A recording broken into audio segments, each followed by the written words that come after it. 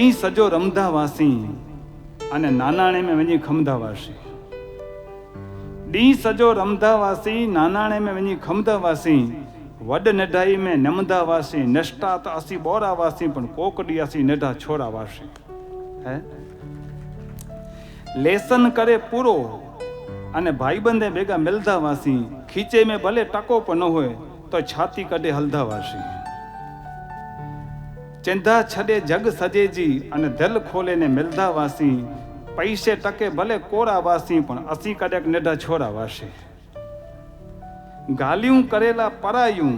રોજ બપોરે વીંધા વાસી વેર ન રખ્યાસી કેસે